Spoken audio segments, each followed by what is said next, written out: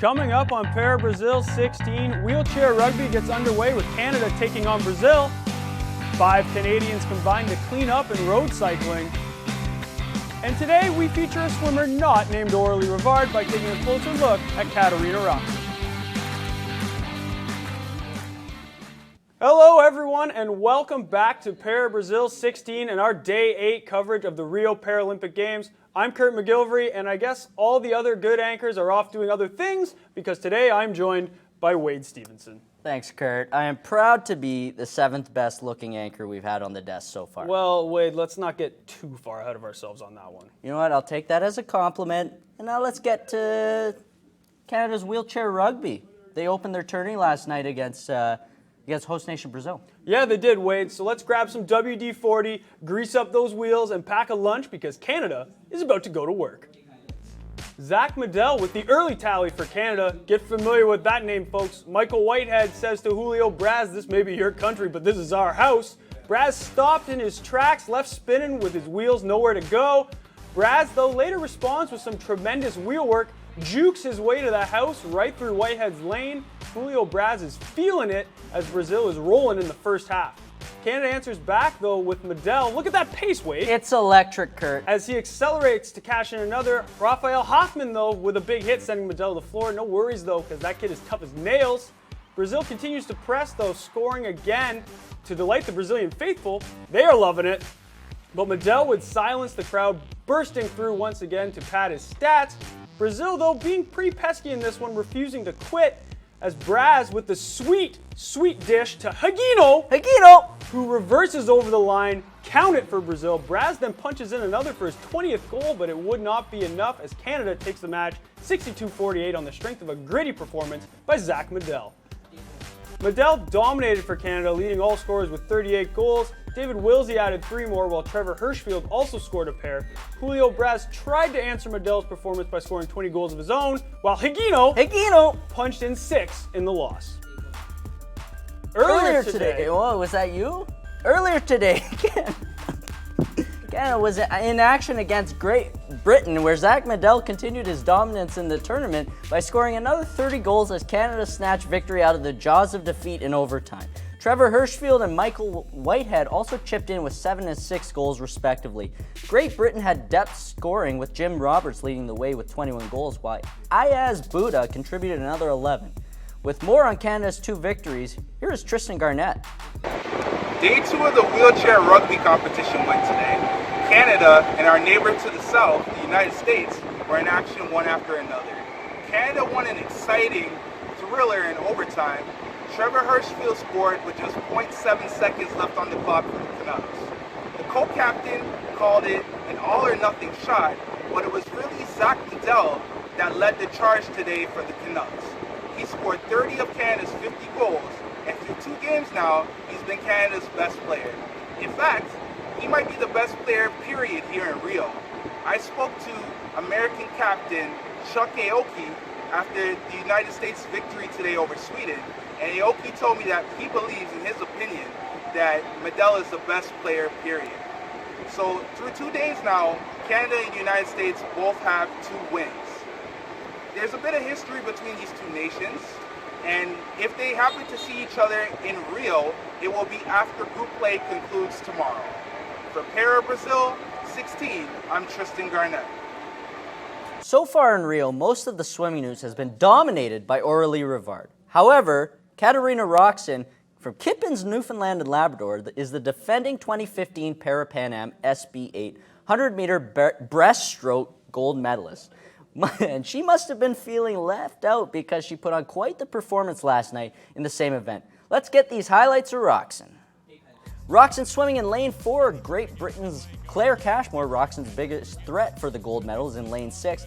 Cashmore gets the quick launch with the best start, but with Roxon hot on her heels and Ireland's Ellen Keane not far behind in 3rd, Cashmore has a significant lead at the turn, but then appears to lose momentum down the stretch. Roxon takes advantage and makes her move with about 40 meters to go and never look back, beating out 2nd place Cashmore with a time of 1 minute and 19 seconds. Roxon wins her first gold medal at the 2016 Games and the third gold in the pool for Canada. Her next race goes Thursday evening, where she will swim in the women's 4x100 freestyle final.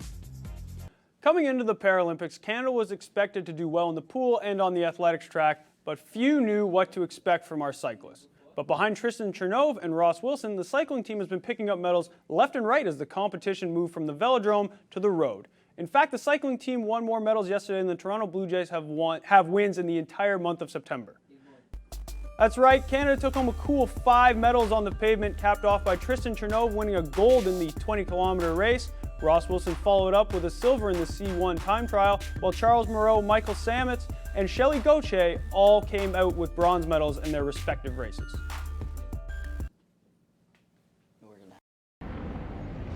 No, I feel wonderful. I was waiting many days for a bit of sleep, and wasn't feeling great in the first days during our track events and such. But got some sleep night before last and recovered, and I felt really good all day yesterday and coming into this today. So I expected I'd be able to perform, and I'm really delighted. Gold feels wonderful. Oh, it was a hard race, but it was fun. Like, let's be frank. Like, that's the style of racing I really enjoy. It's kind of a hard man's course with a good hard wind coming back. So you go out and you're flying, and you hit the turnaround, and it's just gas all the way back. And so I really enjoy that. That's really suits the way I like to ride. I mean, I'm from Alberta, the prairies, right? So we ride in the wind and the cold, and that's what we like. I think the heat today is what made it harder for me, but push good wattage and maintain good speed, so I loved it. It was fun. I liked every minute of it.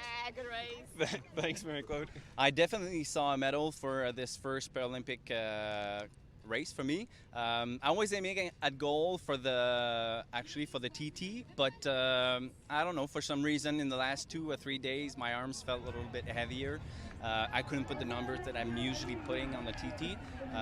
Still got third, so I'm really happy about that for first Paralympic experience, as you said. So I'll rest well tonight and be as fresh as possible for tomorrow, and try to get another medal over there. Yeah. Wednesday wasn't a good day for Canada in goalball, however, as both the men's and women's team lost their quarterfinal matches. On the men's side, the score was tied at 4 going into the second overtime when Lithuania scored to cement their win. Doug Ripley from Squamish, BC had 2 goals for Canada. The Canadian women didn't fare much better as they were shut out by the United States, 2-0. If there's one thing wheelchair rugby star Zach Medell loves to do, it's to go out on the court and knock some people out of their wheelchairs. The 21-year-old is a Centennial College architectural technology student nicknamed The Kid. Medell carries his youthful exuberance into every game, but don't let that fool you. He's a fierce competitor. Zach Medell of Okotoks, Alberta, Paralympic medalist in wheelchair rugby. Wheelchair rugby, it gets pretty rough out there. That's part of the reason we love doing it. And yeah, you get people falling out of their wheelchairs, and well, they're actually strapped into their wheelchair. So if they go over, their chair comes with them, and a couple times a game, usually you'll see somebody getting knocked over. You always need to be thinking what the other team's gonna be doing next. Try and always be a step ahead of them, knowing where you wanna be before they get there, and just even thinking a play or two ahead and trying to plan what's coming next.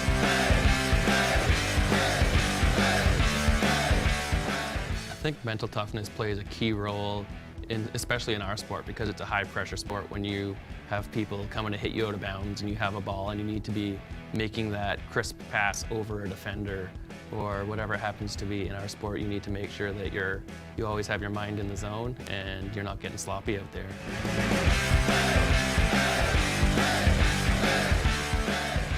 Definitely am a competitive person. I've been playing sports since I was probably 3 or 4 years old, and even since my amputations I've played sledge hockey, wheelchair basketball, and now here I am playing wheelchair rugby.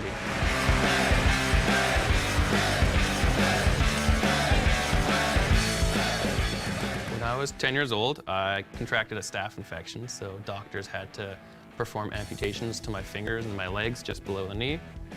And after that, I was in and out of hospital, or initially an inpatient in the hospital for 6 months. And it was a bit of a long process, but everything turned out for the best.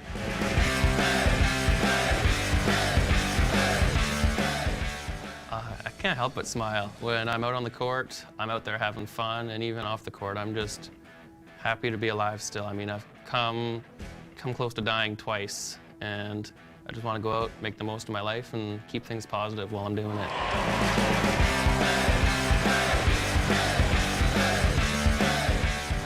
The word performance to me, I think, means just giving everything you've got when you're out there and putting in the work before your competition as well, so that when you get to the competition, you're ready to go and just do the best job you're capable of. I think part of the reason Canada has been so dominant in our sport is that it was developed here, so we've been playing the sport for longer than anybody else, and because of that, since we are proud of the fact it is Canadian sport, we want to go out there and just be the best we can be in it. It's an honor to be a Paralympian. I mean, every time we put on that maple leaf, you just want to go out there and do the best to represent your country. I just feel proud when you sit there looking up at the Canadian flag while the national anthem is playing. It's really a special feeling.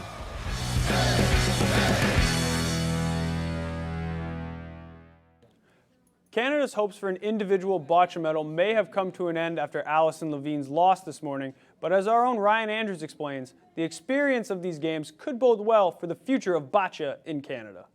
We're en route to Karaoke Arena 2, where the boccia tournament of the Rio Paralympics is being held. To say this was a mixed bag for Canada is an understatement.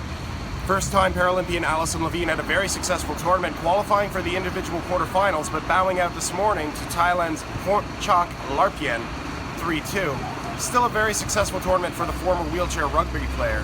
However, fifth-ranked Marco Despaltro had a very disappointing tournament, losing to both Chinese players in his group and failing to advance into the knockout rounds. Still, this bodes well for Canada in the future, as Levine will grow stronger with her skills and look to be a medal threat when they reach Tokyo 2020. For Centennial Sports, I'm Ryan Andrews, Rio de Janeiro, Brazil. Canada's freshest gold medal winner, Katarina Roxon, is finally seeing results in her performances. After competing in 2 previous Paralympic Games, finishing 12th in Beijing as a 15-year-old and a disappointing 5th in London, the 23-year-old didn't want to come up short again and really pushed herself to reach the top of the podium this time around.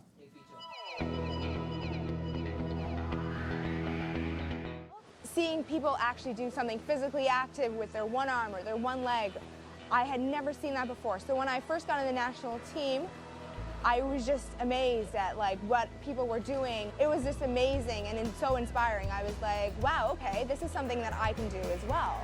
And I think that really helped in my growth as a person, actually, to overcome being born with one arm. And I was very shy growing up. I would always cover my arm if I didn't have my prosthetic arm on. I'd always cover my arm up.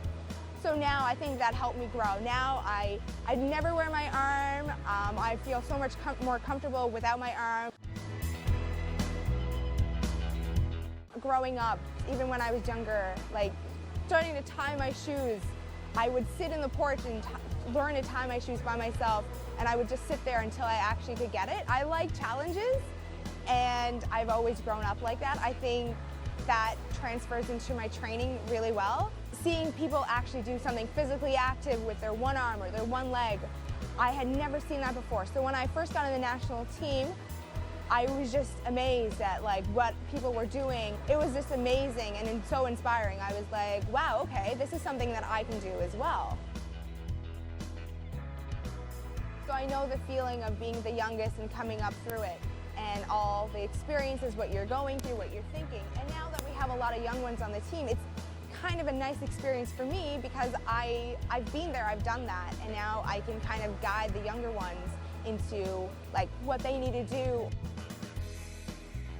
Whatever happens, happens. I'll be happy with my performance, but if I get a medal, I'll be a little bit more happier, I think. What it would mean to me to be on top of the podium in Rio would mean everything to me. I've worked so long to get there, and to have that experience of being on top of the podium after 3 Paralympic Games, 11 years competing on the national team, it would mean so much. I put in the amount of hours I need to, the amount of dedication, my family's put in time. it's not just me. There's my family, my community, my friends, my teammates. There's just so many people behind me that are in the background that have worked hard for this as well, and I think it would mean a great deal, not just for myself, but for everyone involved. I won't just be standing on the podium there, it'd be everyone with me as well.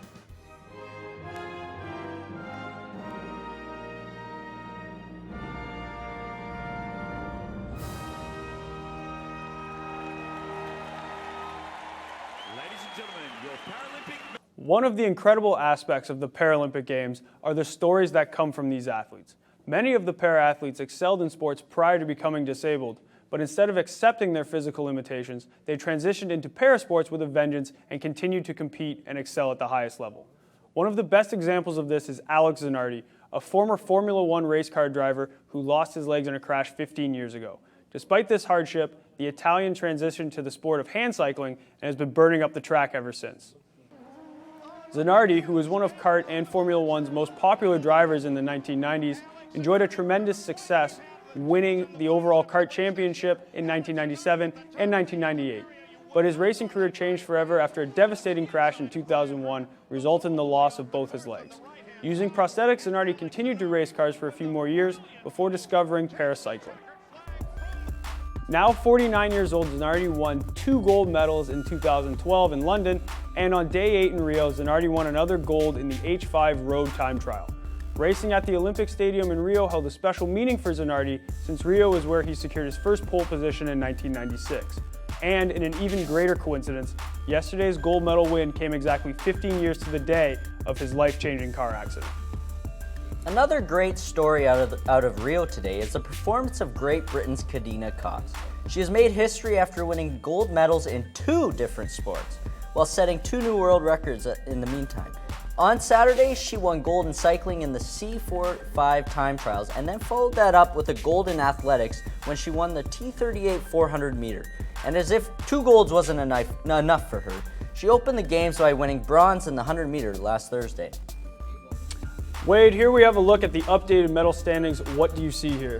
Well, I see Uzbekistan did not make the cut for this board. Yeah, it's sad to not see them up there anymore. They were my sleeper team. I know, but what I do see up there right now is China continuing to dominate, 172 total medals. It really looks like they're going to be wire-to-wire winners this time around at the Paralympics. It doesn't look like they're going to stop anytime soon. No. And I tell you what, Kurt, I just love watching first-time medal winners as they receive their medals. Yeah, no, it's definitely something special. Watching Katarina Roxon standing on top of the podium after finally realizing her gold medal dream, that was a very special moment for not only her, but for all of Canada in whole. Yeah, and the action is only going to pick up from here on out as we reach the turn and head towards the home stretch of these games. Yeah, no, absolutely. I can't wait to see what else these athletes have up their sleeves, Wade. It should be fun. Well, that'll do it for us at ParaBrazil 16. Thank you for tuning into day 8 of our coverage. And as always, I'm Wade Stevenson. He's Kurt McGilvery, and we'll see you tomorrow.